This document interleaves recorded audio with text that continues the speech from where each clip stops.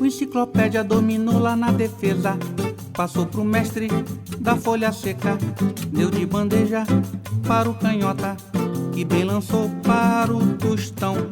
O Maradona quis pôr a mão, mas o Vavá deu um lençol. Veio o Capita, botou moral, é oração do futebol. Bola no fundo, driblou Mané, bola na rede, gol do Pelé. Bola no fundo, driblou Mané, bola na rede, gol do Pelé. Olá, esse é o podcast Camisa 8. Eu sou o Cláudio Tadashi Oshiro, estou aqui com o meu camarada Felipe Corvino. Alô, rapaziada, aqui é Felipe Corvino na área. Hoje conversamos com Pedro Henrique, ou PH, que no último mês deu vida ao seu projeto de kits literários de futebol. Antes de começarmos a entrevista de fato com o PH, resolvemos bater um papo com ele porque queríamos conhecê-lo melhor, e esse papo que seria em off foi tão produtivo e enriquecedor que deixar de fora da nossa gravação seria um grande desperdício. O programa será um pouquinho mais longo que de costume, mas é por um bom motivo. O PH se define como suburbano convicto, né? Torcedor do Bangu, um apaixonado por Flamengo, professor de geografia também, e amante de boas histórias, como é que ele escreveu nos seus livretos, né? E ele escreveu 3 deles, falando do Bangu, sobre o Campeonato Mundial de 1960 do Bangu, a Taça de Prata do Campo Grande de 82, clube esse que lançou no Luxemburgo, né? Foi o primeiro time que o Vanderlei Luxemburgo treinou profissionalmente. E finaliza essa trilha de livretos com o livreto do Olaria, campeão da Taça de Bronze de 81. Livreto esse que não foi finalizado, não foi lançado ainda, mas está em processo de término. Caso você tenha interesse em conhecer melhor o projeto de kits literários do PH ou contactá-lo, deixaremos todos os caminhos necessários na descrição do episódio. Gostaríamos de lembrar que o Camisa 8 está em todos os aplicativos para podcast, assim como os aplicativos de música como Spotify. Basta procurar por Camisa 8 que você nos encontra. Qualquer dúvida, crítica ou sugestão, fale com a gente pelo Twitter, que é Camisa 8, tudo por extenso. Valeu!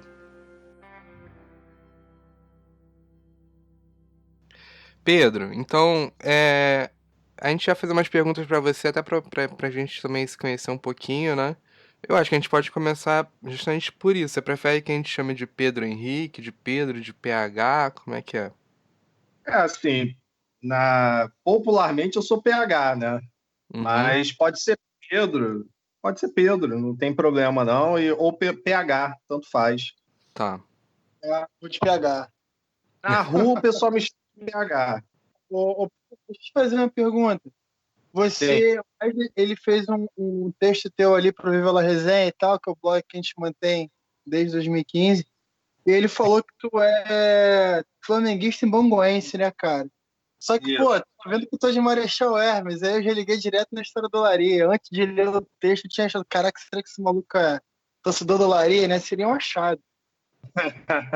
Não, então, é que na verdade, eu quando era pequeno, né, meu pai era um flamenguista doente, né? Só que, como a gente morava em Marechal e é um pouco distante do Maracanã, a gente ia mais para Moça Bonita assistir jogo do que propriamente para o Maracanã, né? E outro lugar próximo também que a gente ia era no estádio do Madureira, em Conselheiro Galvão. Tá no meio do caminho ali, né? Entre os dois. Então, na verdade, 3 estádios que eu ia bastante, né, quando era mais novo, era o Moça Bonita, Conselheiro Galvão, e eu tenho um tio, né, tinha um tio, né, e 2 primos, que eram botafoguenses roxos, assim, sabe? E eu tenho na lembrança que eu fui algumas vezes no estádio do Glorioso, que é também chamado de Mané Garrincha, né? Que é o estádio do União, que o Botafogo pegou para ele, que é ali em Marechal, né? E aí eu tenho essa lembrança, né? De ir no estádio do Botafogo para ver os jogos do Botafogo, mas em razão do meu tio, né? Mas no Maracanã mesmo eu só fui depois de grande, sei lá, quando eu tinha uns 12 anos, mais ou menos, que até na primeira oportunidade que eu fui, a gente foi assaltado no ônibus, né? Era um caminho longo de ônibus, e a gente foi assaltado dentro do ônibus, levaram meu radinho de pilha, que, pô, eu era apaixonado e tal, e terminou que a gente só entrou no jogo porque meu tio, sabendo dos perigos do ônibus, malocou um dinheiro pelas calças, e aí pagou o ingresso de todo mundo, e a gente foi ver um Flamengo e Botafogo no Maracanã em 91, 92, eu acho. E lembra o E resultado? foi 1-1. Foi 1-1. Ah, Empate. E aí, depois disso, eu fui outras vezes no Maracanã com meu pai e depois sozinho, né? Mas eu fui mais vezes em Moça Bonita do que no Maracanã. E aí, por eu ter ido muito a Moça Bonita, quando eu era pequeno, eu joguei na escolinha do Bangu, né? Gostava das cores do Bangu, achava maneiro, né? Então eu tinha uma memória afetiva muito maneira com o Bangu, né? pô, você E me deu o meu vontade. vizinho, e o meu vizinho era banguense, né?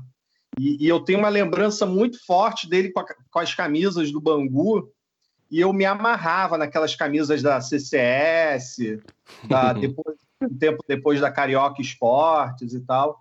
Então, eu acompanhava muito o Bangu, achava o máximo o Macula, que era um meio de campo, que não era nada demais, mas eu achava o máximo ele ali jogando no Bangu, né? E o próprio Arthurzinho também, eu achava o máximo, assim, ele já em final de carreira, né, jogando no Bangu.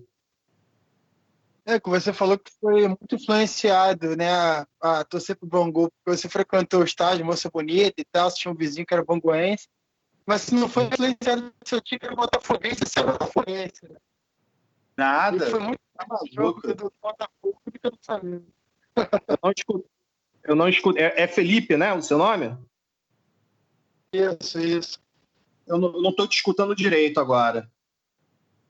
Não, eu falei que você foi influenciado para torcer pelo Bangu, porque você foi muitas vezes ao estádio de Moça Bonita e tinha um vizinho banguense, gostava das cores, etc e tal, mas foi influenciado a torcer pro Botafogo, que você ia no estádio muitas vezes acompanhado de familiares e tal, mas o Botafogo não deu certo.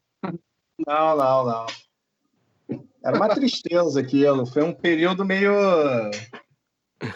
tabuloso do Botafogo. Mas é engraçado, né, o Pedro, porque eu já fui a Marechal Hermes algumas vezes e ali virou um reduto de botafoguense também, né? Aliás, toda aquela região ali, acho que sempre teve uma ligação muito forte com o Botafogo, né? Não sei se tem a ver com o campo de Marechal Hermes ali, mas sempre tive essa impressão muito forte que ali tinha uma ligação muito forte com o Botafogo, né? Não, tem sim uma ligação forte ali. Eu não sei se é em razão né, daquela área ter sido utilizada pelo Botafogo durante muito tempo, mas eu lembro na minha infância que eu tinha muitos amigos botafoguenses, muitos mesmo, né? E mas assim, a influência eu não sei o que possa ser. Assim, eu acredito que sim, né? É difícil falar isso porque o Botafogo, apesar de ter jogado ali muito até o início da década de 90, se eu não estou enganado, o Botafogo nunca dava muito valor para aquele espaço, né? Uhum. E, Foi então, na é marra até pra lá, né? difícil.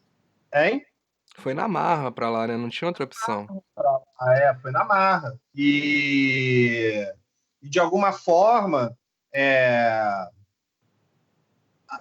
você consegue construir uma identidade assim territorial com um time quando você está presente, que você valoriza aquele espaço, né? Eu acho que o Uhum. melhor exemplo disso no Rio de Janeiro é o Vasco da Gama, assim, né? Pensando esses clubes que tem mais apelo midiático, né?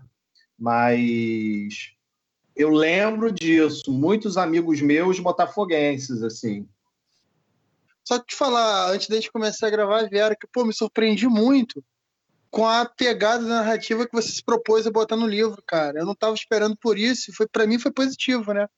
Porque aí abre muito mais o leque, abre muito mais o leque.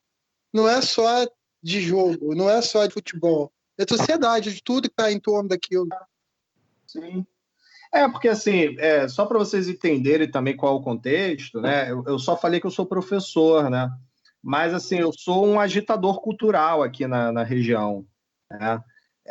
Esse nome que vocês viram aí, Deriva dos Livros Errantes, é um projeto que eu criei já tem uns 5 anos, se eu não estou enganado, que no primeiro momento ele era para incentivar, né, ser uma ação direta de incentivo à leitura para as pessoas que moram aqui na região, né? Então eu fazia distribuição de livros pelas ruas, eu criava.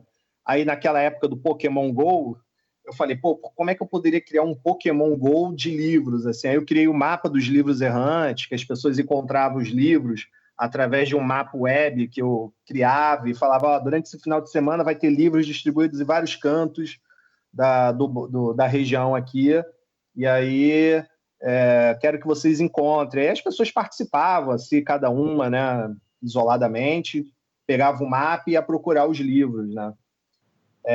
E aí depois eu faço eventos culturais aqui na praça do bairro, eu faço eventos culturais aqui em algumas ruas do bairro, e principalmente hoje, na calçada de uma livraria sebo, chamada Livraria Belle Époque, Discos e Livros, né?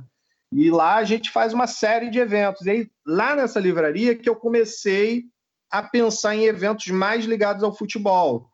Então a gente organiza lá o cineclube com filmes de futebol, a gente organiza uma vez por mês uma festa de jogo de botão, né? Bota lá umas mesas alçapão do Xanligão, que a gente chama, e bota lá para jogar futebol de botão lá, tem uns times especiais, por sinal tem um time do Campo Grande, um do Olaria e do Bangu também.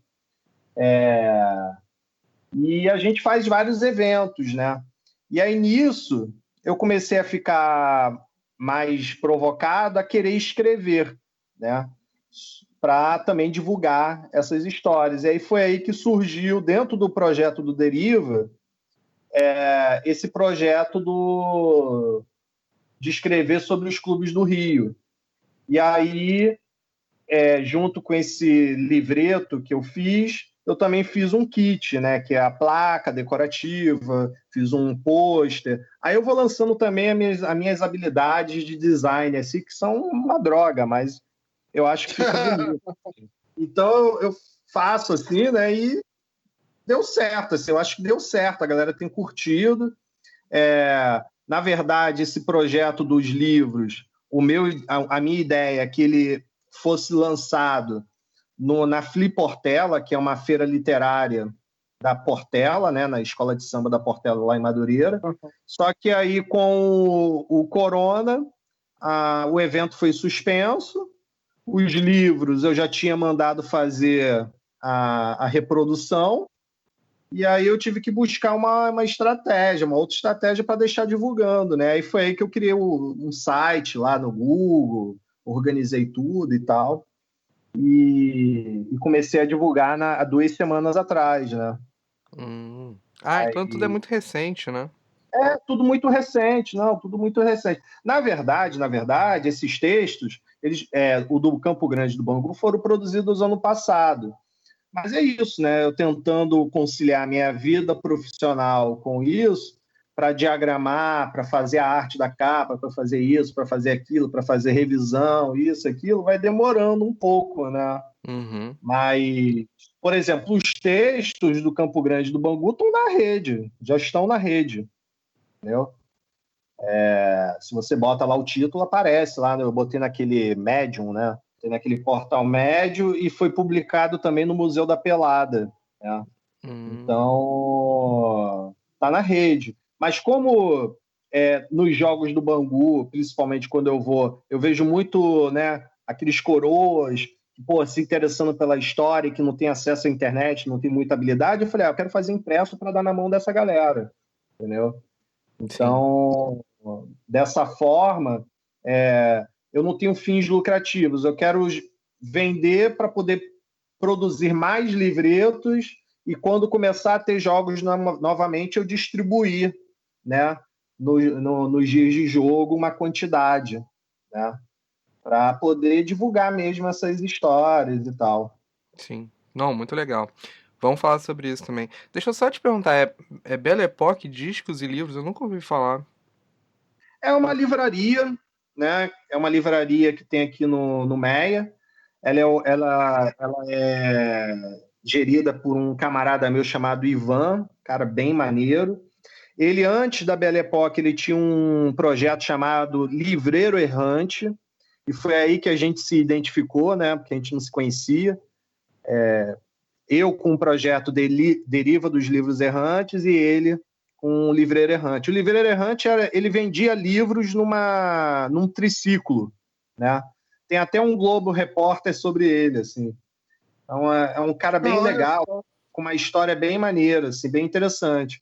E aí, depois, há 2 anos atrás, ele decidiu abrir uma lojinha, e aí nessa lojinha a gente transformou no nosso quartel-general cultural, assim, sabe? E a gente faz vários eventos lá. Nossa, eu fiquei muito curioso. Clube da Leitura, Sarau, Festival de Jogo de Botão, Cineclube, a gente já fez um show de forró, a gente já fez roda de samba, a gente... Vocês têm alguma página, Então, alguma a Belle página Époque diz social? tanto o Deriva dos Livros Errantes quanto a Belle Époque tem Facebook e Instagram, entendeu? Então, se você bota lá esses nomes, vai aparecer esses dois espaços.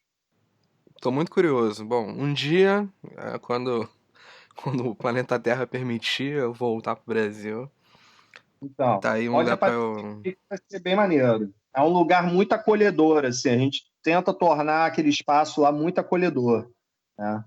Uhum. E toda pessoa que vai lá gosta bastante. E assim, não respeito, mas eu acho importante deixar claro para as pessoas também não se assustar. É um espaço antifascista, né? Porra, Então, graças a Deus. a gente tem uma gaiola lá que a gente botou todos os vagabundos políticos dentro da gaiola, né? Então tem o Fernando Henrique, tem o Moro, tem o Silas Malafaia, né? Posso mandar uma foto depois para vocês. Pode, adoraria. Tô vendo aqui, dá pra ver no Google aqui, é perto do trem, né? Sim, é bem perto do trem e é em frente à escola onde eu estudei o ensino médio. Então, por isso que ela também tem um carinho, eu tenho um carinho especial por aquele espaço, porque a gente também tenta fazer eventos para os estudantes da escola, né, que é o Colégio Estadual Visconde de Cairu. Pedro, eu queria que você falasse um pouquinho sobre a ideia que você teve sobre esses kits literários, como eles surgiram, por que da opção por esse kit, né? O que compõe esse material que você está disponibilizando para vender na internet. Eu queria que você falasse um pouquinho sobre isso pra gente, por favor. Beleza. Então, eu decidi escrever sobre o Bangu, Olaria e o Campo Grande, porque são três clubes do subúrbio do Rio de Janeiro que eles tiveram uma importância muito grande para os seus bairros, e eu acredito hoje que eles deveriam ser pontos importantes para o desenvolvimento do território desses lugares hoje, né? Mas que são três clubes que, por uma série de motivos, estão abandonados, estão passando por dificuldades. Então, eu pensando nisso, eu queria falar sobre esses clubes.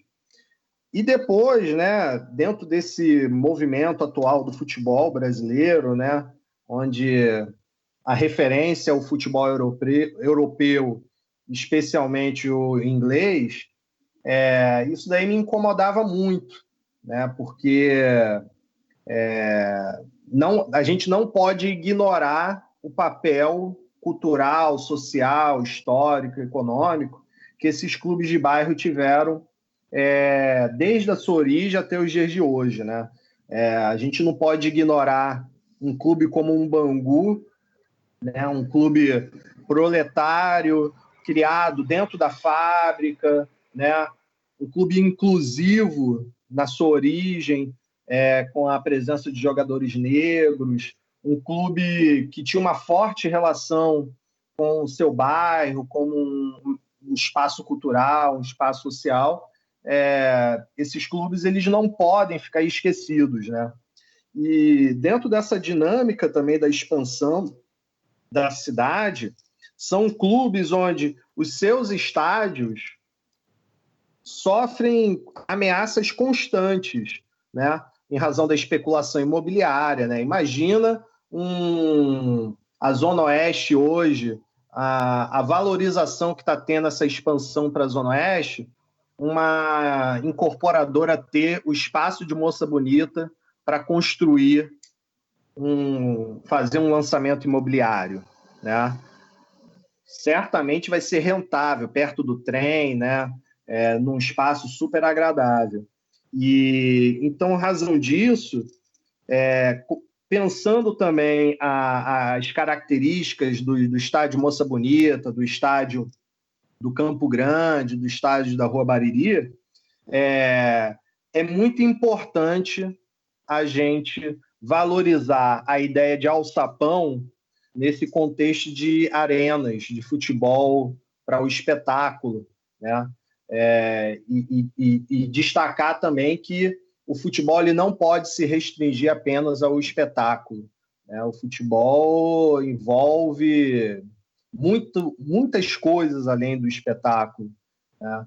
E isso daí me chama muita atenção, e por isso eu queria muito escrever sobre uma parte da memória desses clubes.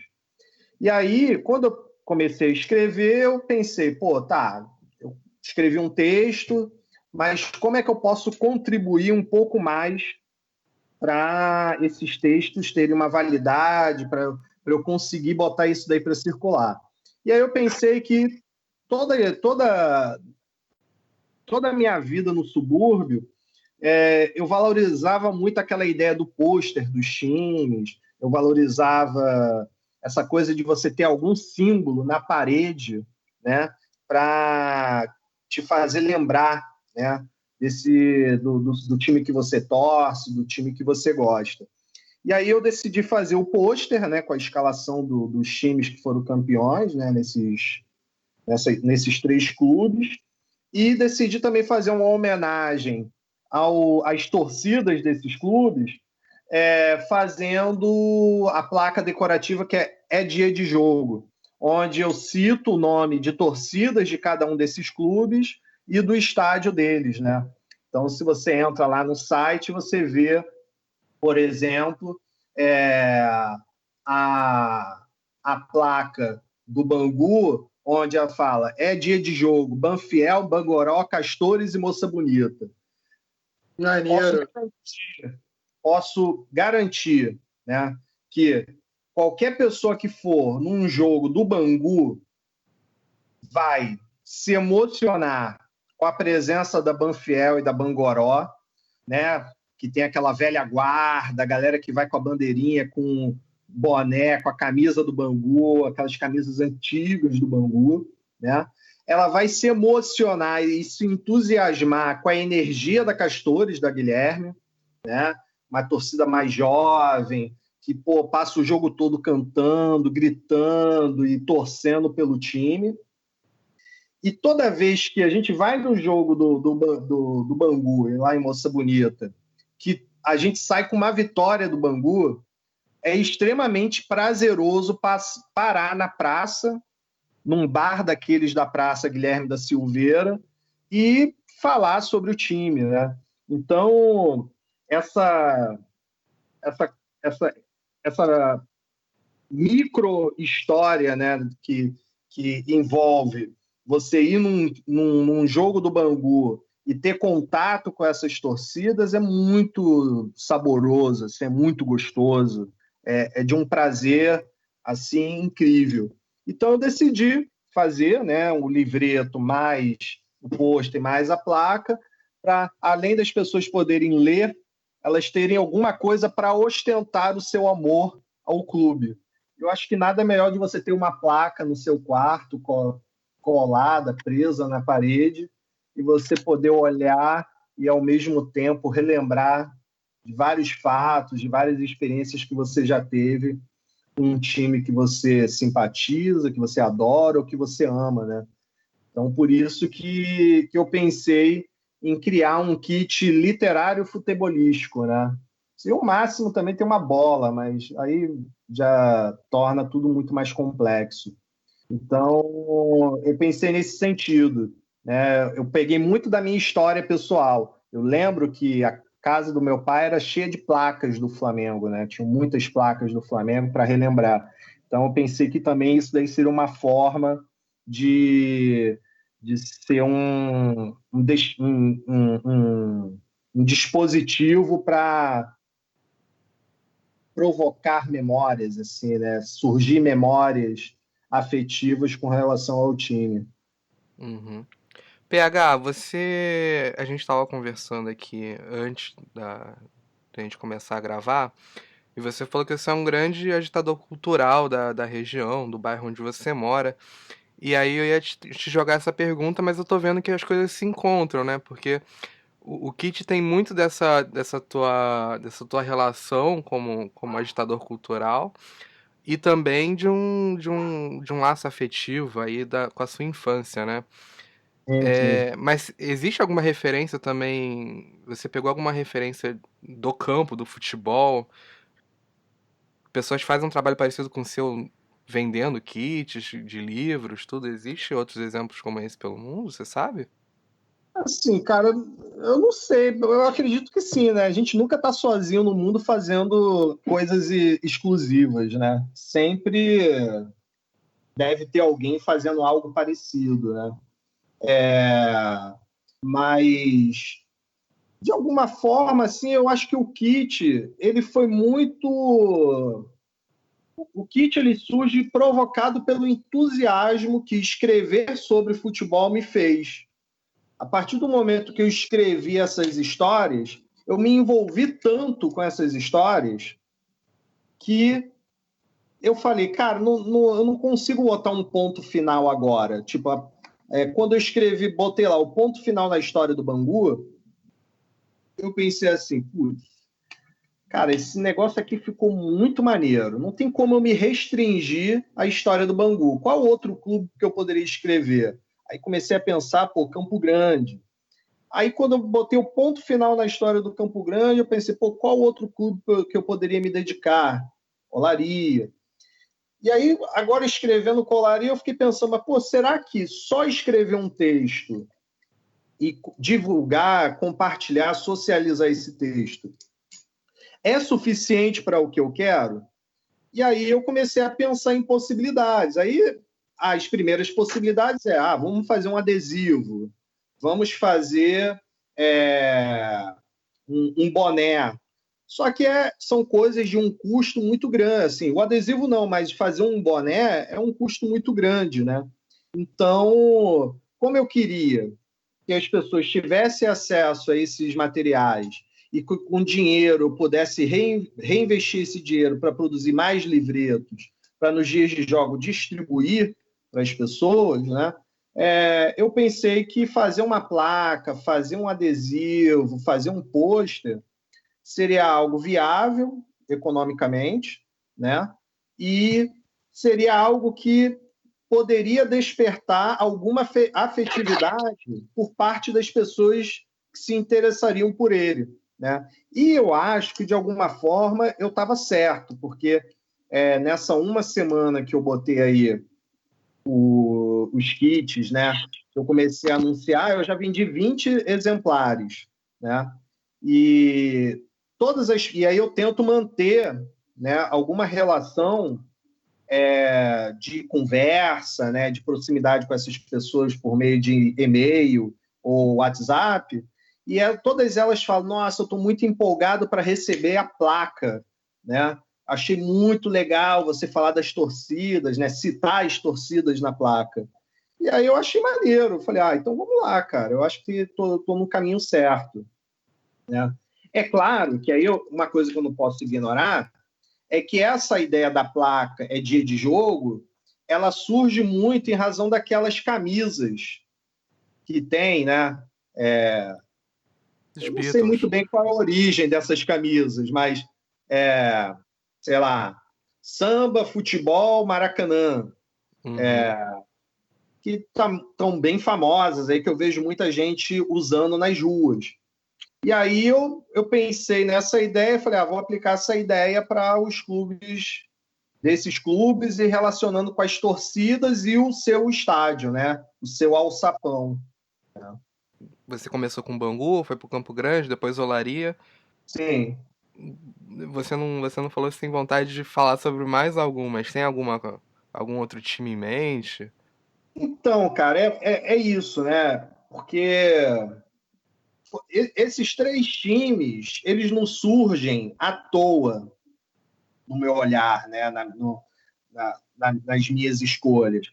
Porque, assim, eu sou um cara extremamente suburbano, eu sou um suburbano convicto, defensor do suburbano, defensor e um cara que valoriza de forma extrema o patrimônio cultural, a memória suburbana, né? Então, quando eu escolhi esses três clubes, eu escolhi porque são três clubes que eu via a importância que eles tiveram na formação, na construção do patrimônio cultural suburbano. Diante disso, eu tendo a falar que eu gostaria muito de escrever sobre o Madureira e sobre o Bom Sucesso, mas eu acho que isso daí vai ser outra história, né? O Madureiro tem uma relação, né, forte com Madureira em razão de ir muito para jogos lá em Conselheiro Galvão. Eu sou um cara apaixonado por Madureira, né? Adoro ir para as rodas de samba de Madureira, né? Curtir aquele ambiente cultural de Madureira. Então, isso daí me levaria a escrever também sobre Madureira. Mas, nesse momento, eu penso em fechar esse ciclo, né, desses três times, fechando agora esse texto do Olaria, e no futuro pensar em qual outra possibilidade eu poderia criar, né, para incluir o Madureira e o Bom Sucesso. Agora, tem uma questão dentro do futebol do Rio de Janeiro que me chama muita atenção e que eu gostaria muito de conhecer mais, e aí eu falo pelo meu desconhecimento. Eu reconheço a importância, mas eu não conheço tanto para entender o porquê das coisas, que me chama muita atenção a rivalidade do Goitacás com o americano, isso daí me chama muita atenção. Eu acho que, de alguma forma, aquela websérie 12 Futebol me despertou ainda mais curiosidade, né, através dos vídeos que eu assisti, né? Mas dentro do futebol carioca eu pensaria nisso, né?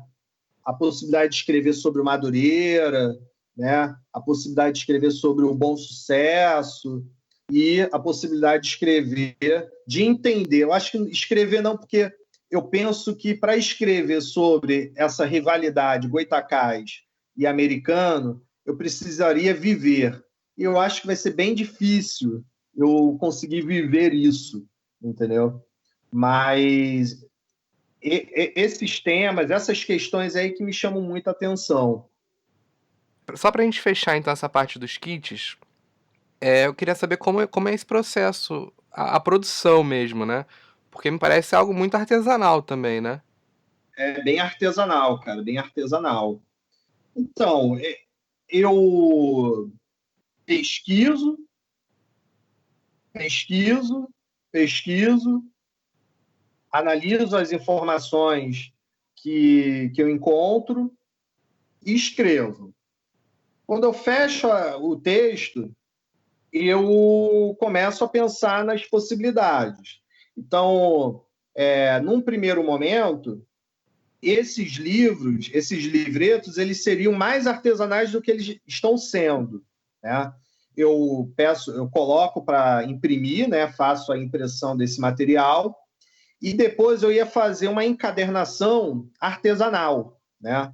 Comprei linha, recortei os papelões, eu ia fazer num formato chamado cartoneira, né? Que é muito comum a produção de livros em formato cartoneira na Argentina, né? Aqui no Brasil também, mas é bem comum na Argentina pessoas, jovens escritores, produzirem seus livros e, e finalizarem ele no formato cartoneira, né?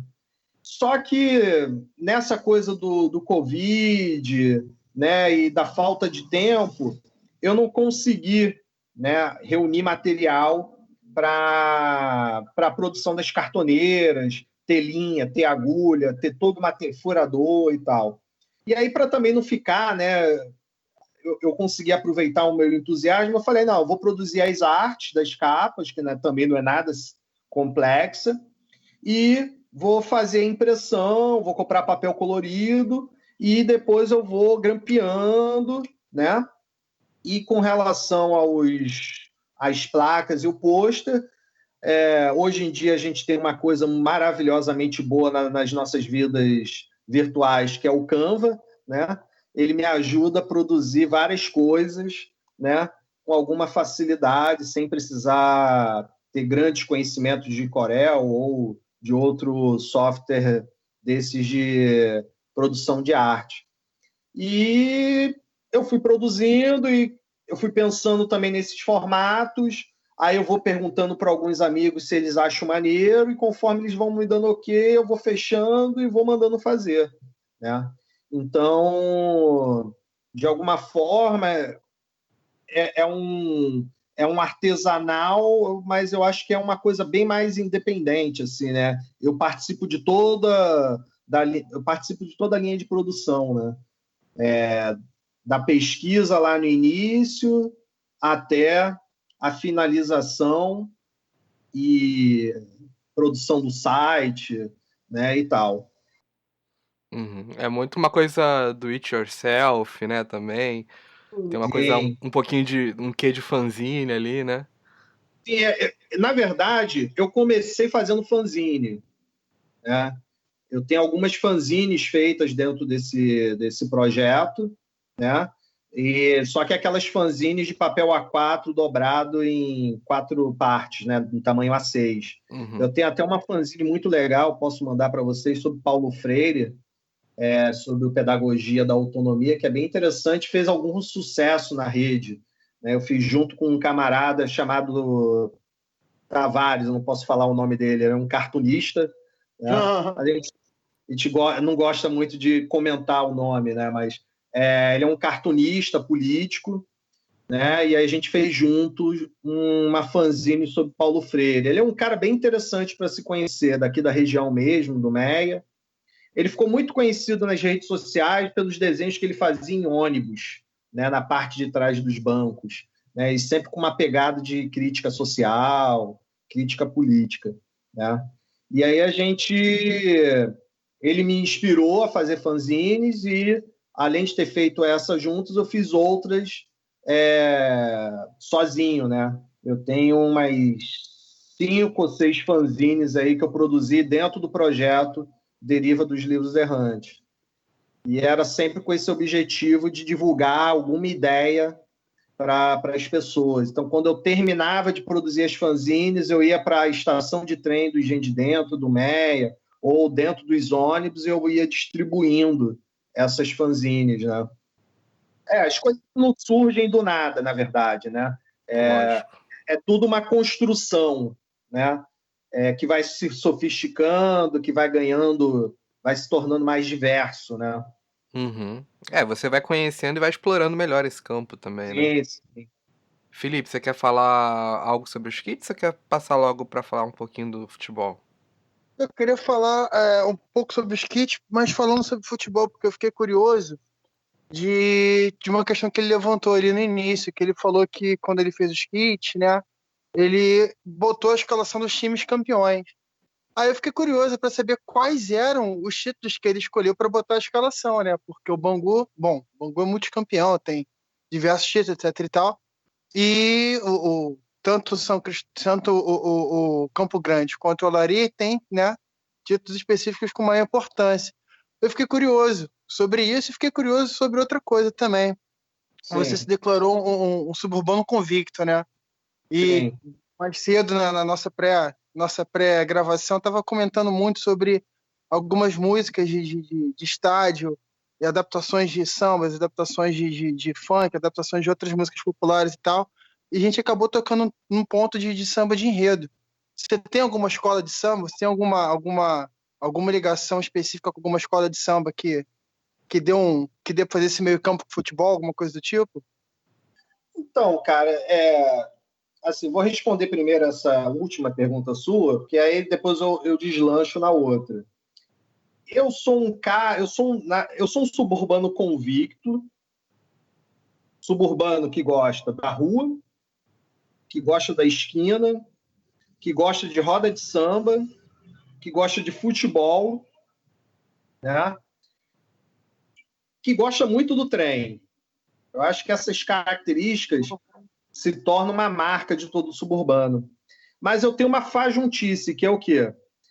Eu vou em escola de samba, mas eu sou um conhecedor, eu sou assim, mais um curioso que tenta entender o mundo do samba do que propriamente um conhecedor do mundo do samba. Eu conheço sambas, eu entendo alguma coisa, mas assim, eu não tenho uma pegada muito forte com samba enredo que eu falo, né? Eu, com relação a escolas de samba, eu conheço muito pouco. Eu vou conhecendo aos poucos, assim, na verdade, né? Mas eu sou mais um conhecedor do samba como estilo musical. Mas o samba enredo, como escola, como agremiação, eu conheço muito pouco. Eu acho que aí está um pouco da minha fajuntice do suburbano convicto, né? Mas na minha avaliação, e aí também muito influenciado pelas leituras que eu faço do Simas, né? Eu acho que o Simas hoje o Luiz Antônio Simas, né? Ele é uma das grandes referências que consegue, né, colocar no mesmo balaio aí samba, futebol e cidade, né? É, assim, é uma coisa impressionante você ler um texto do Simas ou você assistir o Simas falando, e não só o Simas, né? Na verdade você tem várias outras pessoas no Rio de Janeiro que falam muito bem associando essas três coisas. Mas eu acho que o Simas foi o cara que conseguiu criar uma pedagogia que ele fala e as pessoas entendem muito bem, as pessoas curtem, né, e seguem ele. Então, eu acho que ele é a pessoa mais indicada assim, para você entender essa relação entre futebol, samba e cidade, né? Cidade enquanto território, né? E, e pensando assim na segunda pergunta, né, que na verdade os livros, quando eu falo que eu busquei escolher histórias, alguma história da memória do Bangu, da memória do Campo Grande, da memória do Olaria, eu tentei pegar aquelas coisas que poderiam soar como polêmicas, né? Então, por exemplo, aqui no Rio de Janeiro, tanto o Fluminense quanto o Botafogo têm uma síndrome de palmeirense, né, de querer reivindicar títulos, né, mundiais, né? E, e aí, quando eu parei para pensar sobre isso, eu falei, cara, se a gente levar em consideração esses movimentos, a gente pode falar que o América e o Bangu também têm títulos mundiais. Só que isso daí era uma ideia inicial que eu tinha, que eu não tinha muito bem, eu não tinha a noção do que era essa história. E quando eu fui mergulhar nessa história, foi muito curioso, porque eu descobri que se eu comparo o contexto, né, do Bangu, campeão do mundo, em 1960, por meio do Torneio Mundial de Clubes de Nova York, e eu comparo esse torneio disputado pelo Bangu com as competições que Fluminense, Palmeiras e Botafogo reivindicam como torneios, né, Copas Mundiais ou torneios mundiais, disputas mundiais, títulos mundiais, é assim de fazer rir o pedido deles, sabe? Porque o título do Bangu é de uma importância e é de uma complexidade bem maior do que esses torneios que eles disputaram, né? Então, por exemplo, o time do Bangu ele disputou no mês de junho de 1960 um campeonato chamado International Soccer League. O meu inglês não é muito bom, não. Mas ficou popularmente conhecido como Torneio Mundial de Clubes de Nova York, né? Então, foi um torneio autorizado pela FIFA, tá? Organizado pelo secretário-geral e vice-presidente da FIFA, Stanley House, alguma coisa nesse sentido. E o Bangu foi disputar esse campeonato por quê? Quando essas pessoas pensaram nesse campeonato para sua primeira edição ser realizada no ano de 1960, eles tinham como principal inspiração a Copa do Mundo de Seleções de 1958. E aí eles pensaram, como eu posso criar uma Copa do Mundo de clubes no mesmo formato que foi disputado em 58 para ter esse valor de uma competição mundial. Então eles pegaram todos os times, todas as seleções que disputaram 58 e buscaram pinçar ali o campeão nacional desses países. Só que naquele momento, né, era uma situação difícil você conseguir garantir a presença desses campeões, né? E aí eles fizeram o quê? Se o campeão do torneio nacional, da competição nacional, não aceitasse o convite, ele chamaria o vice-campeão. Se o vice-campeão não aceitasse, o terceiro lugar, né? E aí eles montaram, né, esse campeonato e convidaram aqui no Brasil, como não tinha uma competição nacional organizada, né, oficial, eles chamaram o campeão do torneio Rio-São Paulo, que na época era o Palmeiras, se eu não estou enganado. Posso estar esquecendo aqui, mas eu posso dar uma pesquisada depois. O Palmeiras não aceitou. Aí eles convidaram o campeão, o vice-campeão. Aí o Fluminense não, o Santos não aceitou.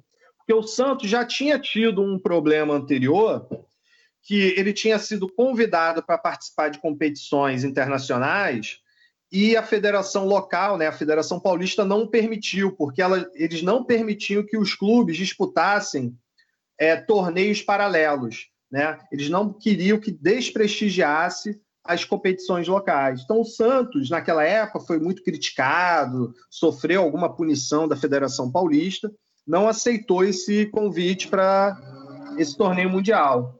Aí eles foram buscar o campeão do Campeonato Carioca. O Fluminense também não aceitou. E o Bangu tinha sido vice-campeão naquele ano, né? Teve a volta do técnico Tim, né, do Elba Pádua, e aí ele montou um time muito bom, jogou muito bem aquele campeonato, mas infelizmente só foi vice-campeão. E aí o Bangu aceitou e peitou a federação local, tanto a Carioca, a do Rio de Janeiro, no caso Guanabara, quanto a a Nacional, a CBD, né? E foi disputar o campeonato lá. E aí, nisso, eu escolhi a história. Eu falei, não, eu vou falar do campeão do mundo, a Revelia. Eu escolhi esse torneio mundial de clubes para contar essa história, né? E escolhi esse time para fazer esse pôster, né? Então, e esse time ele tinha um detalhe muito interessante, né? Que é o time do jovem Ademir da Guia, né? E o Ademir da Guia comeu a bola nesse campeonato, assim, ele foi o grande destaque, né? Então isso daí foi algo a mais para falar, pô, não, é esse campeonato, é esse título do Bangu que eu quero escrever. Com relação ao Olaria e o Campo Grande, eu gostei porque são os dois clubes, né, desses com menor apelo da mídia, que são campeões brasileiros, né? Então eu escolhi o Olaria campeão brasileiro da Taça de Bronze de 1981 e escolhi o Campo Grande campeão brasileiro da Taça de Prata de 1982, né? E aí, a partir desses times e desses títulos, eu desenvolvi a minha pesquisa, né, principalmente de fontes de jornal, né? Isso daí eu falo assim com muito entusiasmo, por quê? Porque foi um momento de nostalgia, de admiração muito grande da minha parte, porque eu fui uma criança que cresci lendo Jornal dos Esportes, né? Eu tenho uma memória afetiva do Rosinha de ler e logo depois estar com a camisa toda suja da tinta que soltava na mão, o rosto melado de tinta, né? Por causa do Rosinha, né? Do Jornal dos Esportes. E aí, cara, eu caí dentro do Rosinha, do Jornal do Brasil e de outros jornais para levantar informações sobre o Bangu campeão do mundo em 1960, e eu quero destacar isso, um campeão do mundo à revelia. Eu escolhi o Campo Grande, do grande artilheiro Luizinho das Arábias, campeão brasileiro da Taça de Prata de 1982, e escolhi o Olaria, dos meninos da Rua Bariri, campeão brasileiro da Taça de Bronze de 1981. E aí, cara, foi aquele movimento. Pesquisa, pegando as informações, pegando as notícias, guardando, analisando, comparando com outras fontes, pegando textos de outras pessoas que escreveram, vídeos, né? E colocando a escrita, a minha produção escrita para fluir aí, né? E conforme eu ia encontrando detalhes, informações, pequenas histórias, eu ia juntando, eu ia planejando como inserir elas no texto. Um detalhe que é importante falar é que conforme eu ia lendo o jornal, eu não me restringia a ler só as notícias do time, do Bangu, ou do Olaria, ou do Campo Grande. Eu li o jornal inteiro, porque no próprio jornal poderia haver alguma notícia legal para incluir na história, né? No primeiro momento, eu acho que eu estava um pouco envolvido demais, né?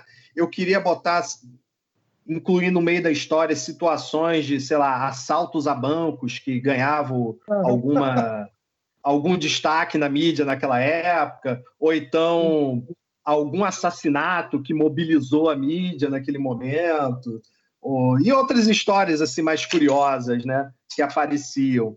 Mas depois eu acho que eu baixei um pouco a bola, porque aí poderia perder um pouco o foco, né, do que eu queria trabalhar, que era a memória do clube. Mas as minhas escolhas foram nesse sentido. Assim, eu tentei pegar aqueles títulos que demonstrassem a relevância que esses clubes possuem no cenário local, regional e nacional, e no caso do Bangu, mundial. Só a título de curiosidade aqui, Felipe, principalmente, né? O PH certamente sabe, mas é muito curioso você ver esse pôster do Bangu aqui do time perfilado, né? No campo, porque o lateral esquerdo se chama Newton dos Santos, né? Isso. E que era igualmente bom, hein? Ah, esse eu nunca tinha ouvido falar. Eu fiz uma pesquisa boa sobre ele, porque, é claro, ele me gerou uma curiosidade, e assim, né, eu encontrei vários elogios ao Newton dos Santos, né? E dentro desse time do Bangu, ele era um dos caras assim que garantia muito bem ali a defesa, mas principalmente ajudava muito no ataque, né? O Joel, que era o lateral direito, ele era um cara que ficava mais na parte defensiva. E o Newton dos Santos era o cara que avançava mais. Pelos relatos que eu encontrei, era um cara muito bom de bola. Uhum. E ainda tem o Birajara Mota, né? Que jogou no Flamengo, o Zózimo, né? Zózimo. Não, o Zózimo era um zagueiro assim que fora de série, né, cara? Um cara, primeiro que era um cara inteligentíssimo, né? Era um intelectual, assim. Eu lembro de alguns trechos de entrevista dele, você percebia, né, no uso das palavras, como ele era um cara assim que era um conhecedor, era um cara inteligente, né? E ele dentro de campo ele era um cara muito seguro, né? É, nesse campeonato, né, nessa competição que o Bangu disputou, foi uma competição onde a principal marca do time foi o lado ofensivo, né? Era um time muito bom ofensivamente, né? O Ademir da Guia, ele era jovem, né? Ele tinha 18 para 19 anos e ele jogava avançado e com uma característica totalmente diferente do que a gente conheceu dele, né? No Palmeiras. Ele era um cara mais rápido, mais dinâmico, não era porque no Palmeiras ele teve muito aquela característica de ser um cara que cadencia o jogo, que olha o jogo, que dá o passe, né? Um maestro ali. E nesse time do Bangu, cara, ele era um cara técnico, com alguma velocidade, que botava um certo terror ali próximo à grande área adversária, né? E ele injetava muita bola para o Zé Maria, para o Luiz Carlos e para o Beto e o Walter, né? Que eram os dois ali que estavam sempre titular e reserva, no ataque para fazer gols, né? E quanto que na defesa, o Zózimo era o grande maioral ali, né? Para organizar a defesa, junto com o Ananias, que era um cara ali que jogava na cabeça de área, ali no meio de campo, que ajudava na defesa. Mas, assim, o Zózimo ele era a grande liderança ali na defesa. E se a bola passasse pelo Zózimo, podia ficar tranquilo, porque tinha o maior goleiro da história do Bangu, que era o Birajara, né? O Birajara agarrou muito nesse campeonato. Assim, os relatos que eu consegui encontrar e alguns lances que apareciam, né, que eu consegui um vídeo, né, no YouTube, isso daí é muito curioso, né, um vídeo da década de 60. O Birajara, cara, apesar de baixinho, né, para os padrões atuais, pô, ele agarrou muito, ele pegou muito e num determinado jogo que o Bangu não foi bem, ele garantiu a vitória do time junto com os Zózimo, sabe? Então, esse time do Bangu foi um time muito interessante mesmo. É até curioso pensar, né? Porque assim, o Ademir da Guia, ele levou tanta porrada nos primeiros jogos que ele não conseguiu jogar os 3 últimos jogos desse campeonato.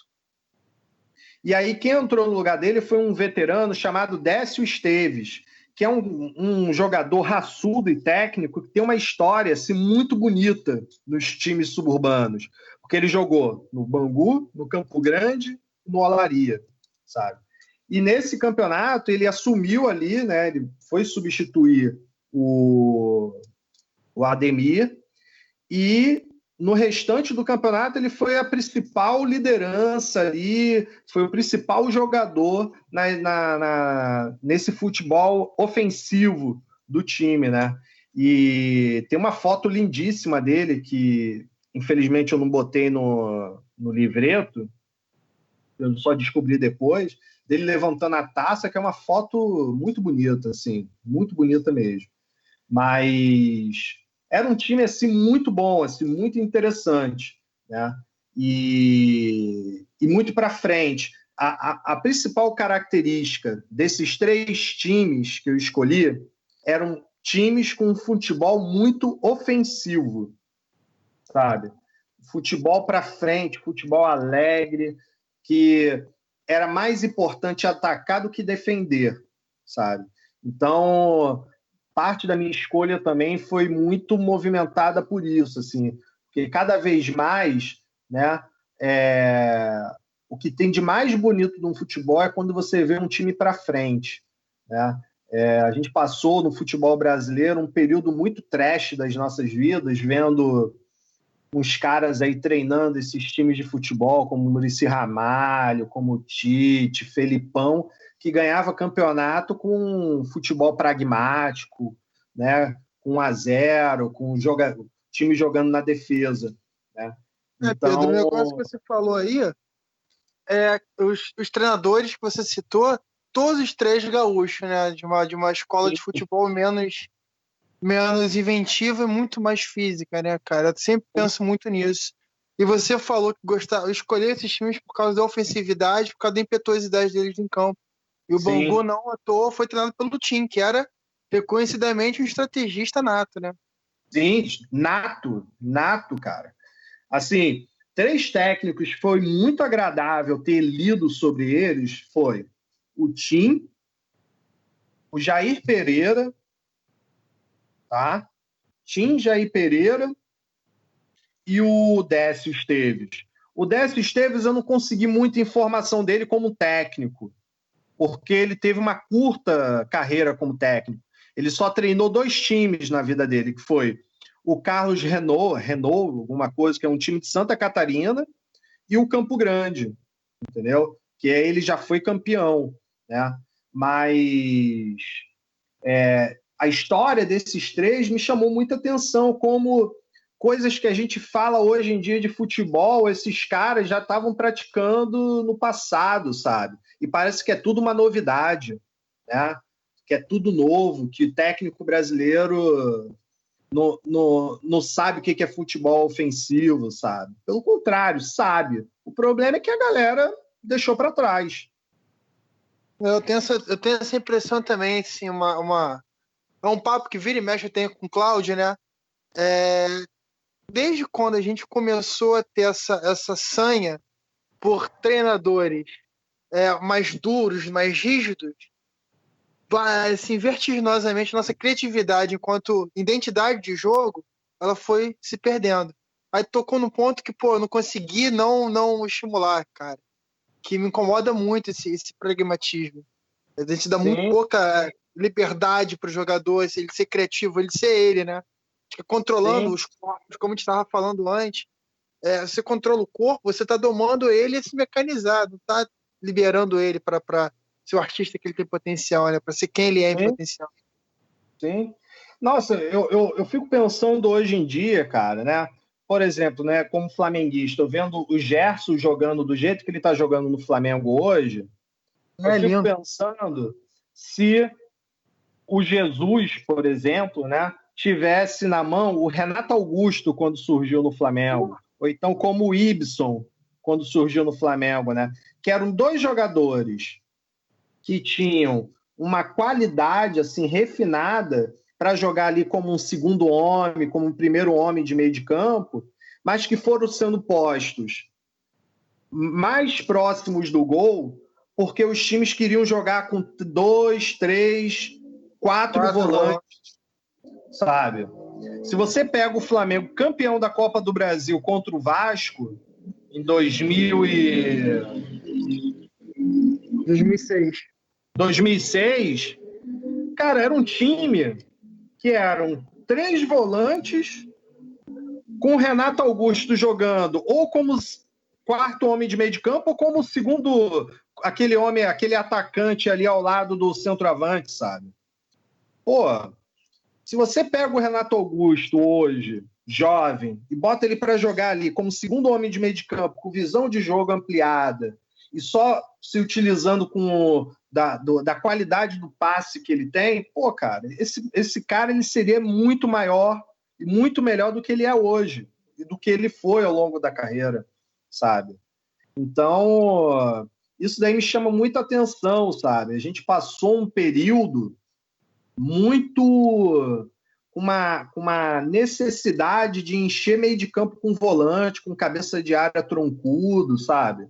E quando você analisa o Campo Grande do Décio Esteves, quando o Décio entra no time, a primeira coisa que ele faz é tirar o volante, que era um bom volante, mas tira o volante, bota o Serginho, que era um homem que na categoria de base jogava como o 10. Bota ele lá, bota mais à frente Lulinha e Pingo, ou qual é o nome dele? O Ailton, e bota 2 pontas junto com um artilheiro de área, que era o Luizinho das Arábias. Pô, cara, aquele time era incrível, incrível. Por isso que era chamado de maquininha alvinegro da Zona Oeste, sabe? Porque era o Flamengo, a máquina rubro-negra, jogando na Taça de Ouro, né? E na Taça de Prata, o Campo Grande jogando futebol bonito, ganhando bem, sabe? Com propriedade, dominando os adversários, sabe? Por quê? De futebol ofensivo, sabe? Então, é muito curioso isso, né? Quando se fala, né? Futebol brasileiro, ele realmente esqueceu o que é o futebol ofensivo. E aí, quando surge uma pessoa de fora tentando resgatar isso, técnico brasileiro não serve. Não, serve. O que não serve são esses caras que, porra, só quer jogar com cabeça de área, com volante, né? Transformando o lateral em terceiro zagueiro, pô, aí não dá, né? O famoso Maurício Ball aí. Deixa eu emendar Deixa eu emendar uma pergunta que você abriu uma brecha para mim, cara. Eu não posso deixar essa peteca cair. Você citou que no time do Campo Grande, o cara que era o camisa 10, ele entrou no time de cima para jogar no meio-campo, como segundo homem. E isso me deu uma brecha para perguntar o seguinte: muitos jogadores das bases, tanto do Olaria quanto do Campo Grande, eles subiram. Como que era a relação dos jogadores do time principal com o bairro em si? Como que eles viviam o bairro em si? Você tem esse tipo de informação? Porque quando você joga em time pequeno, você acaba se arrebatando pelo entorno, né? Eu moro em Campos, então quando o Goytacazes, eu moro perto da rua do Gaia, onde o Goytacazes tem estádio, então eu via a proximidade, como que eles se relacionavam com a cidade, com os bairros que eles moravam. Como que era o relacionamento dos jogadores do time principal com os bairros, né? No caso, Campo Grande e Olaria. Sim. Então, cara, isso daí chama muita atenção, né? Porque a gente está falando, né? Quando a gente vai falar sobre o Bangu de 1960, o Campo Grande ou o Olaria da década de 80, a gente está falando de um futebol que ficou para trás. E esse futebol que ficou para trás era um futebol muito mais local, um futebol muito mais de pertencimento territorial do que esse futebol globalizado e um futebol da financeirização do futebol que a gente vive hoje, né? Então, outro dia eu estava conversando, eu tenho um ex-aluno meu que trabalha na Sport TV, né? Ele é jornalista e trabalha na Sport TV. Eu vou até mandar um abraço para ele, que é o Daniel, cara, gente finíssima, e que conhece muito, ele que me faz conhecer mais sobre samba e enredo no Rio de Janeiro. Eu estava conversando com ele que eu falava, cara, como era interessante, né? Eu estava nessa pesquisa que eu fui escrever sobre o Bangu, Campo Grande e Olaria, em várias situações eu via relatos dos jogadores comemorando algo no bar do Choupinho de Olaria, por exemplo, ou então comemorando alguma coisa na Praça Nossa Senhora da Apresentação, em Irajá, ou então casando numa igreja e comemorando o casamento em algum lugar, não lembro o nome da igreja, eu acho que Nossa Senhora da Conceição, do Amparo, em Olaria, sabe? Então, assim, nas informações que eu encontrei, você via os jogadores, não só das categorias de base, mas os jogadores do time, com uma relação muito mais próxima dos bairros onde eles jogavam, né, onde eles trabalhavam, do que hoje em dia, que eu não consigo imaginar, por exemplo, eu encontrando algum jogador na esquina de casa. Até porque eu moro no subúrbio, mas nem se eu morasse na Barra da Tijuca, que eu acho que é o grande local de moradia desses jogadores, eu conseguiria. Por quê? Porque o modo de vida, a cultura deles é uma cultura totalmente distante da realidade, assim, é uma cultura distante da realidade da cidade. Então, eles pegam um carro, vai para um shopping, vai para um restaurante de alta classe, vai para isso, vai para aquilo. Enquanto que esses caras na década de 80, e aí eu vou também trazer uma outra leitura que eu estava fazendo, que eu estou lendo a autobiografia do Almir Pernambuquinho, né? Você tem relatos do cara curtindo um sambinha num bar ao lado do estádio de São Januário, sabe? Um bar tradicional ali do bairro de São Cristóvão. Ou então indo comemorar o aniversário de um determinado jogador em Madureira, sabe? A sensação que eu tenho é que esses caras no passado, eles tinham uma relação com esses bairros e eles circulavam mais pela cidade, né? Uma outra coisa que aparecia no jornal da década de 80, que eu fui recortando para em algum momento eu escrever algo, é sobre o zagueiro do Bangu na década de 80, o Moisés, né? Se você pensa hoje em dia num zagueiro que quer fazer alguma festividade assim popular, cultural, sei lá, alguma coisa do tipo, eu não consigo imaginar um zagueiro hoje ter a mesma atitude do Moisés de criar o Bloco das Piranhas no Carnaval de Rua de Madureira. Um bloco que criou uma tradição. Eu já saí no Bloco das Piranhas, eu acho que foi um erro civilizatório esse bloco determinado, tá entendendo? Mas era um bloco que saía no sábado de carnaval e um monte de jogador de futebol vestido de mulher e curtiam pelo resto do dia as bandinhas, os blocos de Madureira, sabe?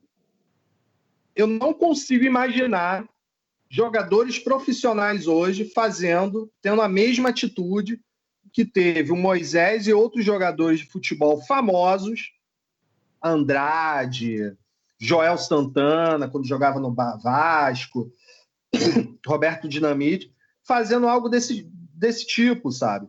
Então, o que eu percebo é que esses caras tinham uma relação de pertencimento, de compromisso com esses territórios, com esses lugares, bem maior, né?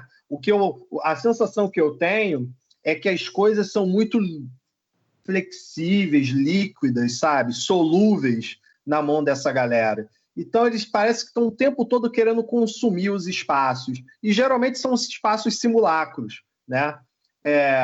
Eu fico imaginando esses caras curtindo uma roda de samba num espaço simulado na Barra do Tijuca, né? Nunca vai chegar aos pés do Clube do Samba do João Nogueira que tinha aqui no Meia, que recebia um monte de jogadores para comer angu à baiana, para comer feijoada, para comer dobradinha, mocotó, entendeu? Então, eu penso que o futebol ele também se transformou nessa questão do modo de vida, né?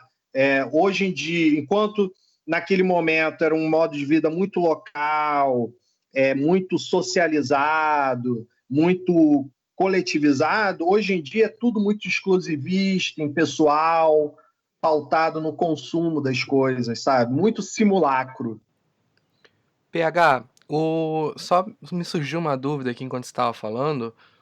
O Décio Esteves, né, que você falou que jogou no Bangu, depois foi pro Olaria e pro Campo Grande. Ele era o técnico do Campo Grande, o Campeonato Taça de Prata, é isso? Sim, então, o que aconteceu?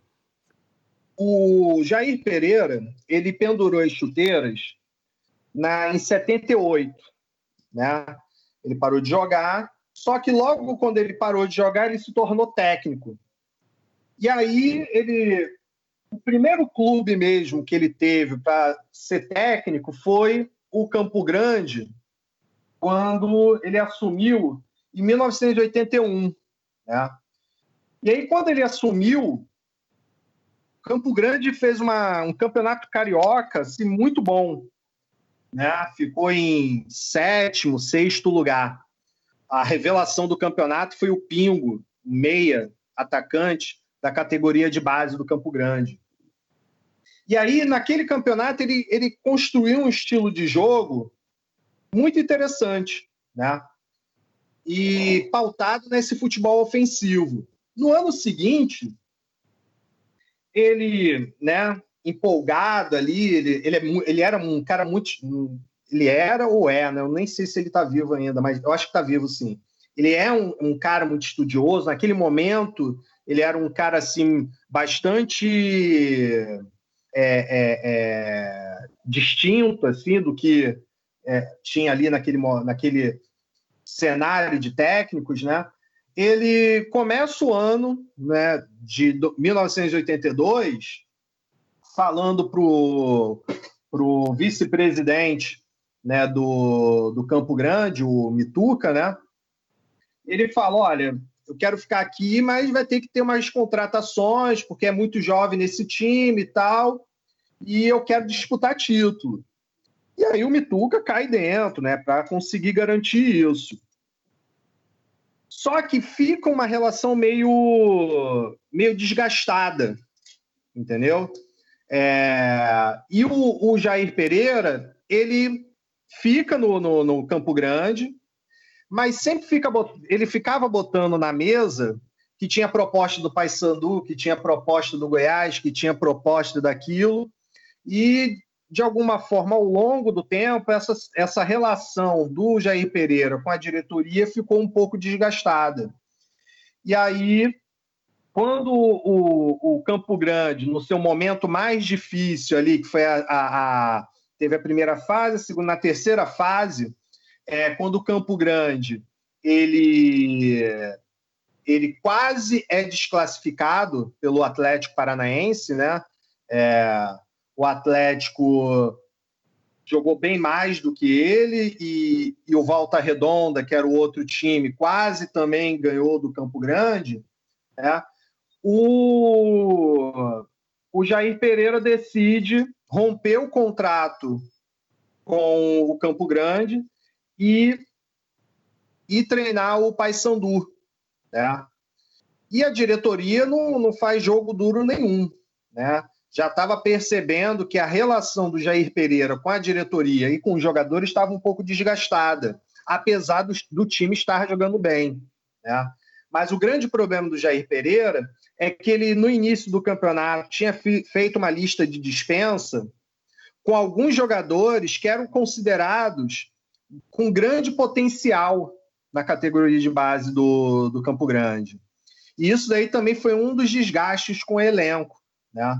Então, o Jair Pereira sai e o Campo Grande, naquele momento ali, o Mituca, pensando em quem ele poderia escolher para ser o técnico, eles decidem chamar, primeiro, um amigo do time, um amigo do clube, mas principalmente um morador notável do bairro, que era o Décio Esteves, né? Era um cara muito conhecido na região, que tinha uma relação muito forte com o bairro de Campo Grande. Por sinal, o restaurante popular de Campo Grande tem o nome do Décio Esteves, né?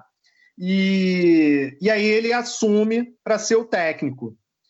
E aí o mais interessante de quando ele assume é o quê? Ele pega um time que tinha como principal marca jogar de forma ofensiva.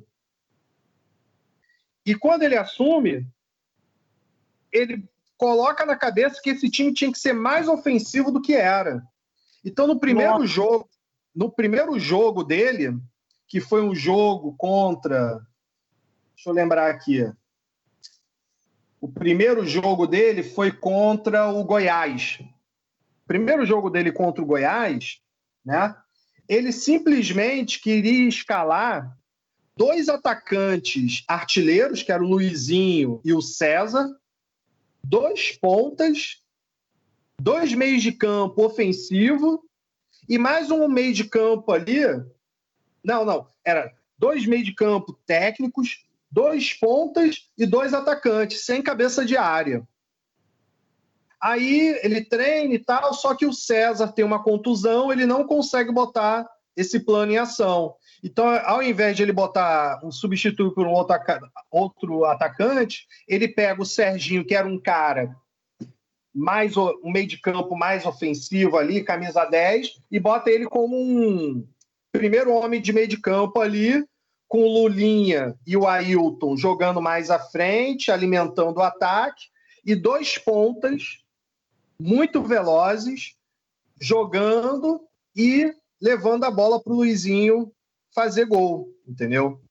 Mas um cara que eu acho que tem que se destacar nesse time, 2 caras, na verdade, porque assim, você vai escutar muito falar do Pingo, você vai escutar falar muito do goleiro Ronaldo, você vai escutar falar muito do Luizinho, do Carlos Antônio, mas tem 2 caras que são fundamentais nesse time, que é o Lulinha, que tinha sido campeão pelo Olaria da Taça de Bronze, foi para o Campo Grande e é campeão novamente, e é campeão jogando bem, o cara que distribui a bola, que tem visão de jogo, e o atacante Luiz Paulo, que tinha vindo do Flamengo, foi cria do Flamengo, tinha vindo do Flamengo, e era um cara que dava uma velocidade para o ataque, mas principalmente ele era extremamente decisivo, ele fazia gols, sabe? Não era um ponta apenas de alimentar o atacante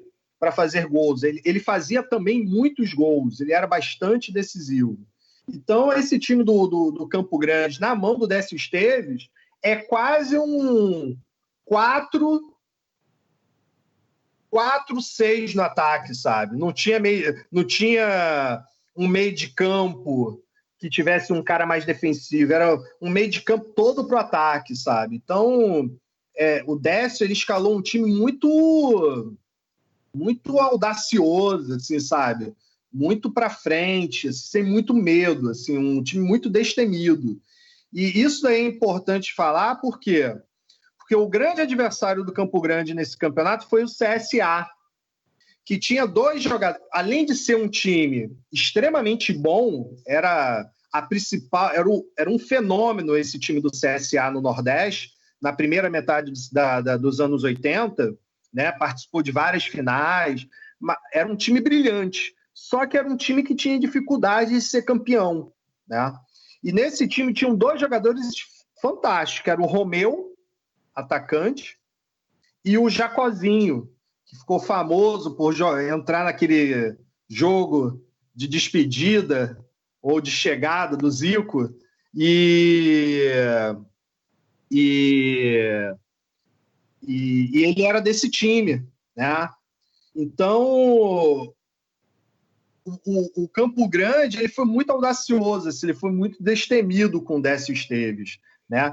Todos os jogos, a partir da chegada do Décio Esteves, eram jogos que o Campo Grande só jogava na área do adversário, né? Então, o Campo Grande fazia muitos gols, mas também tomava muitos gols, entendeu?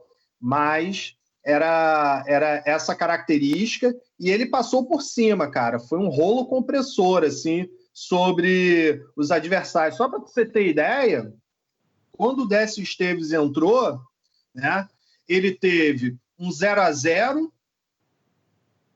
com o Goiás dentro de casa, no Serra Dourada. Quando jogou aqui no Rio de Janeiro, foi um 4-0 para o Campo Grande.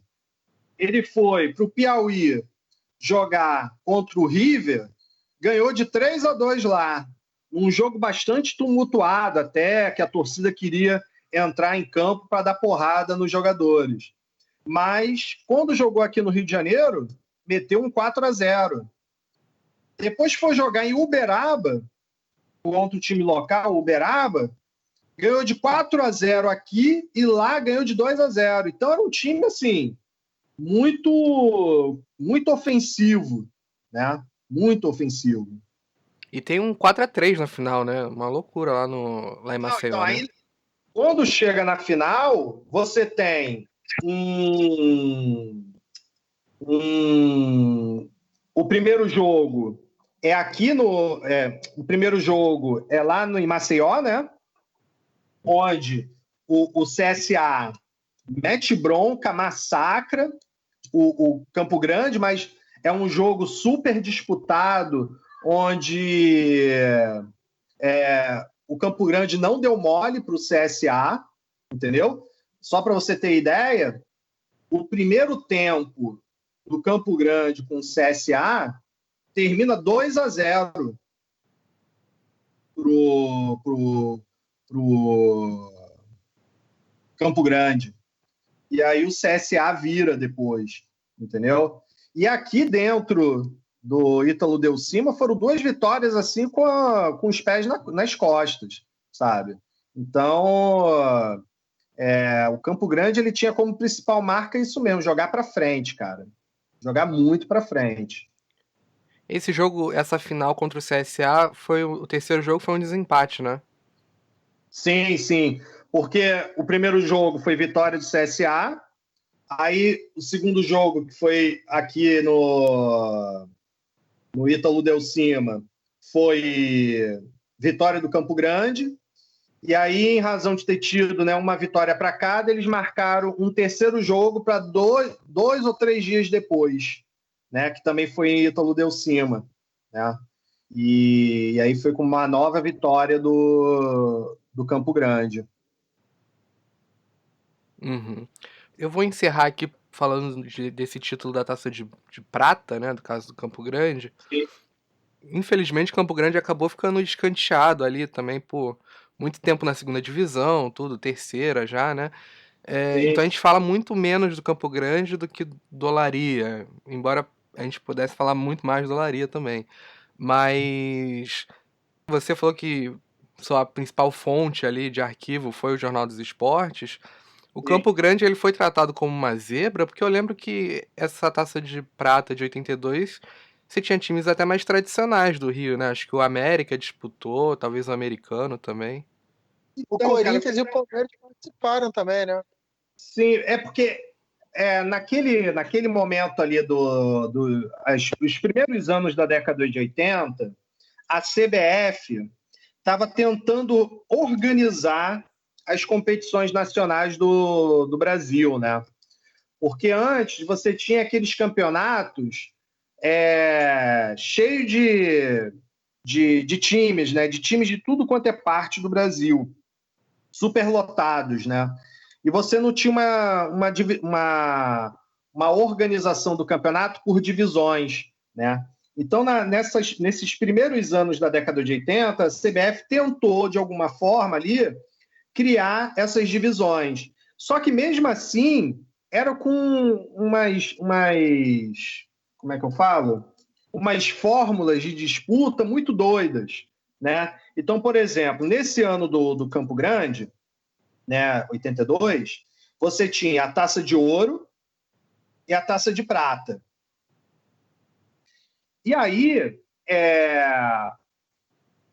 a primeira fase, os times disputavam lá a Taça de Ouro e a Taça de Prata. E aí os piores times da Taça de Ouro disputaram uma segunda fase com os melhores times da Taça de Prata. Foi aí, nesse processo, que o Corinthians, o Atlético Paranaense, o Palmeiras também, eles foram disputar esses jogos, né? E nessa segunda fase, os times que ganharam, ficaram melhor colocados, né? Os primeiros de grupo, né? Que era um triangular, né? os primeiros grupos de cada grupo voltaram para a Taça de Ouro e o segundo colocado permaneceu na Taça de Prata, que foi o caso do Campo Grande. Entendeu? Então,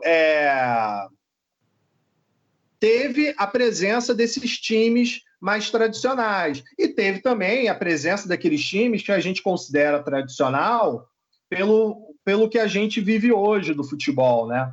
Então, foi um campeonato que teve a presença do CSA, que teve a presença, a Taça de Prata que eu falo, né? Teve a presença do Goiás, né? Teve a presença da Portuguesa de Desportos, teve a presença do América Mineiro, né? Do Atlético. Não foi um campeonato tão simples assim com mosca morta, né? Teve ali times que realmente colocaram à prova o futebol do Campo Grande, né? Então, posso afirmar que o Campo Grande pode e deve valorizar e muito esse campeonato, porque ele não enfrentou mosca morta, ele enfrentou várias pedreiras. A grande questão foi, o Campo Grande jogou muito bem esse ano, muito bem, sabe? Jogou muito esse campeonato, né?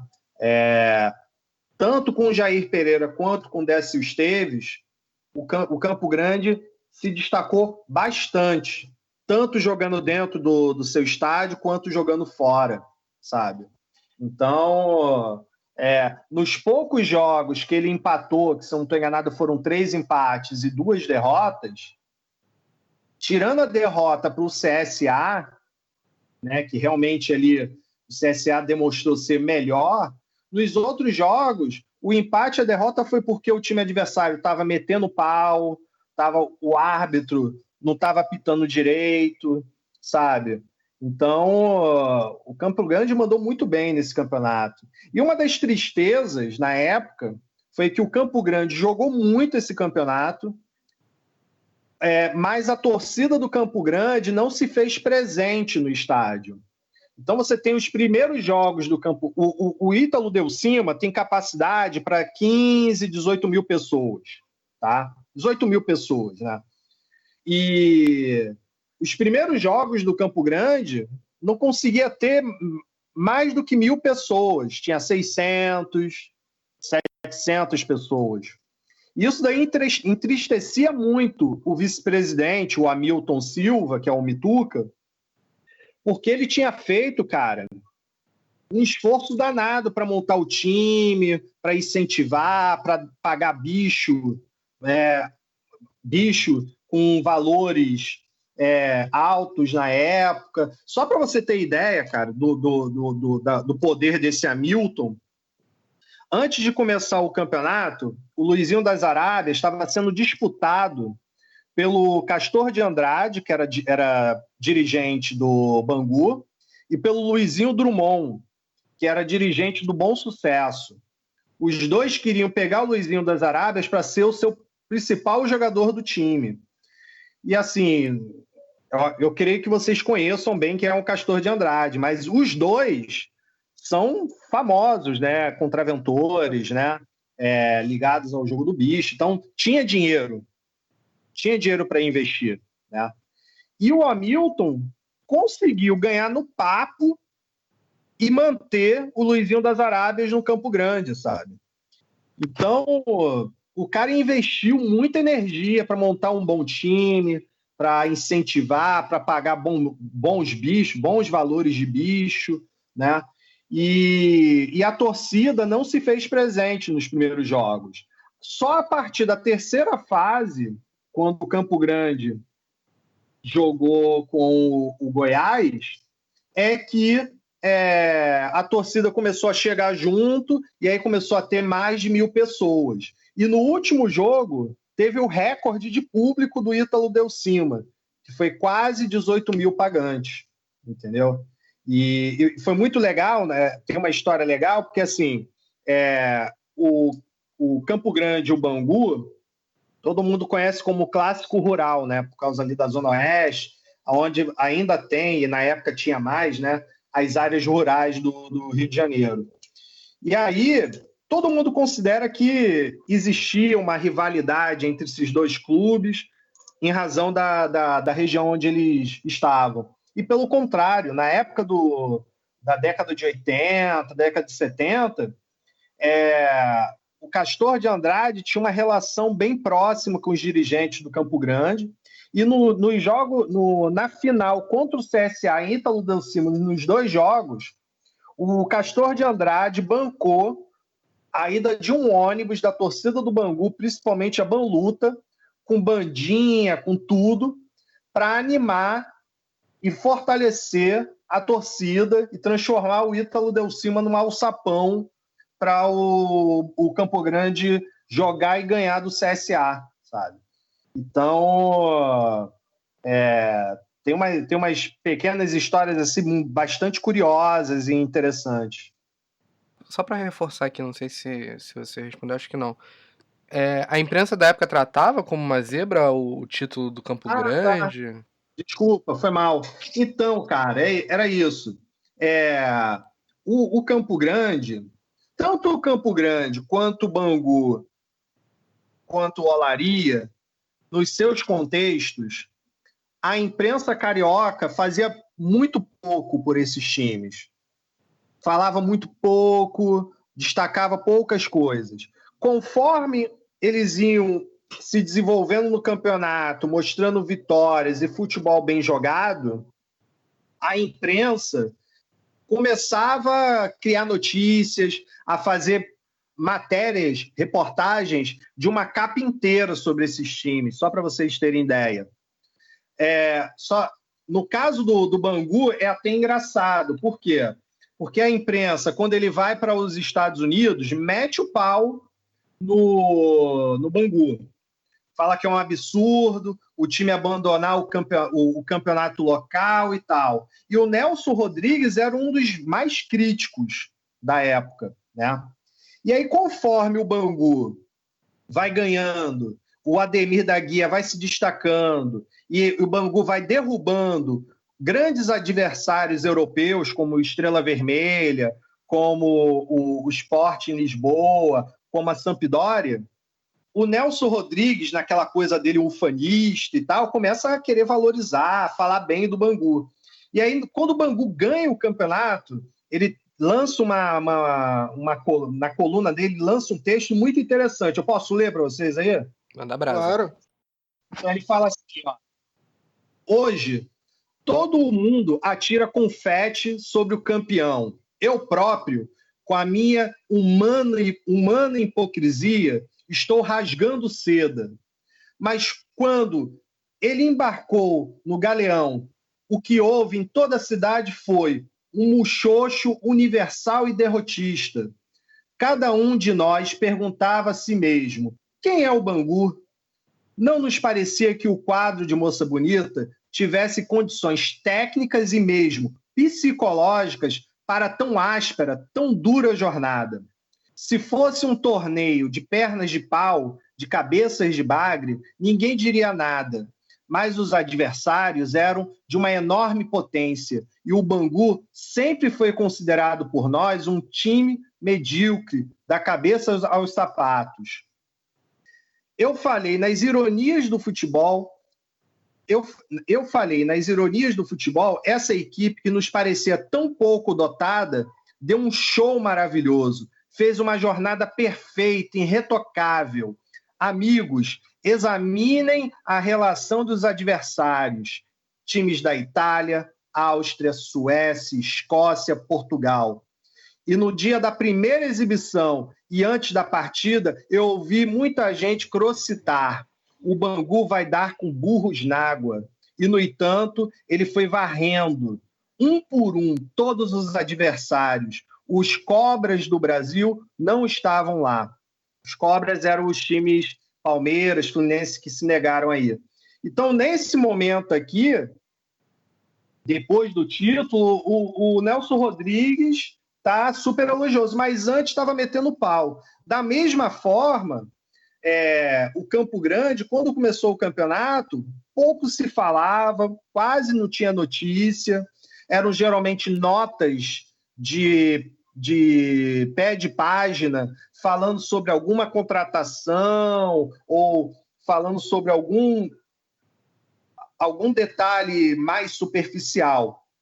E ao longo do campeonato surgiam tanto colunas de jornalistas, né, colunas de opinião, quanto reportagens de folha inteira só para falar do Campo Grande, para falar do Olaria, entendeu? Então a imprensa ela foi meio que, conforme foi acompanhando a jornada vitoriosa, ela foi aumentando o espaço de abordagem desses times nos jornais. Isso daí era claro no Jornal dos Esportes, né? O único time que, na verdade, teve uma atenção um pouco melhor foi o Olaria. Mas aí eu acho também que o presidente do Olaria na época, que era o Odmundo dos Santos Cigarro, ele tinha uma entrada e circulava bastante nesses clubes sociais, né? Então ele tinha muita relação com o dono, com a família que era dona do Jornal dos Esportes. Eu acho que de alguma forma isso ajudava a dar um destaque maior para o Olaria no jornal. Mas certamente não era um destaque que esses times mereciam naquele momento, né? Mas que ao longo da jornada vitoriosa de cada um desses times, eles foram ganhando espaço e ganhando destaque, né? As duas últimas notícias do Campo Grande, né? Quando ele chega à final, é de página inteira, cara. Página inteira. E a notícia, quando ele é campeão, página inteira, com um slogan bem grande. Campo Grande, campeão brasileiro. Muito maneiro. Poxa, Pedro, muito obrigado, viu, pela disponibilidade. A gente já tá aqui há 2 horas conversando, eu não vou botar tudo, evidentemente, mas, pô, adorei ouvir o que você contar aí sobre o seu projeto. Eu tava esperando uma coisa muito legal eu e o Felipe tava conversando aqui comigo antes também, a gente viu algo muito maior do que a gente tava esperando, assim. Principalmente nesse papo que a gente teve em off aí, que foi muito legal. Vamos ver se a gente consegue marcar um outro papo aí pra gente falar mais um pouquinho sobre futebol, né? Sim, sim. E assim, eu agradeço, cara. E assim, eu sou adepto daquela coisa, assim. Eu não, as pessoas não podem achar que tem um compromisso cristão comigo. Eu gosto que vocês vejam se tem a qualidade. Se tendo qualidade, pode meter bronca, entendeu? Então, fiquem bastante à vontade aí para utilizar, para fazer aí, utilizar esse material no programa de vocês. E agradeço assim enormemente pela oportunidade, porque eu sou um ouvinte fã do podcast, assim, gosto muito. E fico muito feliz de estar aqui falando para outras pessoas. Obrigado. E pra quem ficou interessado em comprar o kit, entrar em contato com você, como é que faz? Então, pode entrar em contato, procura a página no Instagram ou no Facebook, né? Deriva dos Livros Errantes. Lá vai ter um link que direciona para a página, né? Deriva Errante, onde tem os livros que a pessoa pode comprar pagando lá numa dessas empresas financeiras aí que gosta de pegar o nosso dinheiro. E aí a pessoa paga lá e eu mando o mais rápido, o mais breve para a casa dela pelos correios. O valor de cada kit é R$ 40, né? Ele é composto por um livreto com a história do time, de cada um desses times, né? Uma placa em homenagem à torcida desse time que eu escrevi e o pôster do time e mais um adesivo do Deriva, vai tudo embaladinho, a placa é no material de PVC com impressão digital, show de bola, bonitinha, dá para botar no quarto e tirar uma onda, e o custo dela é R$ 40, né? Basicamente é para pagar o custo do material e ter um valor ali para eu conseguir imprimir mais um livreto para quando a gente voltar com o futebol aí, eu ir para os estádios e distribuir esse livreto para os torcedores, entendeu? Eu acho que, de alguma forma, o meu objetivo é criar uma pedagogia de rua e do futebol, assim, sei lá, pedagogia dos estádios, ou pedagogia da bola, alguma coisa do tipo, e utilizando o futebol para construir a ideia de memória, de valorização da memória, valorização do seu bairro, valorização do seu território. Excelente. Parabéns, então. Boa sorte aí com o seu projeto. Quando quiser divulgar algo também, está aqui de portas abertas. Beleza, valeu, obrigado. Então é isso. Obrigado, Pedro. Grande abraço. Bola no fundo, dribou Mané, bola na rede, gol do Pelé. Bola no fundo, dribou Mané, bola na rede, gol do Pelé. Bola no fundo, dribou Mané, bola na rede, gol do Pelé. Bola no fundo, dribou Mané, bola na rede, gol do Pelé.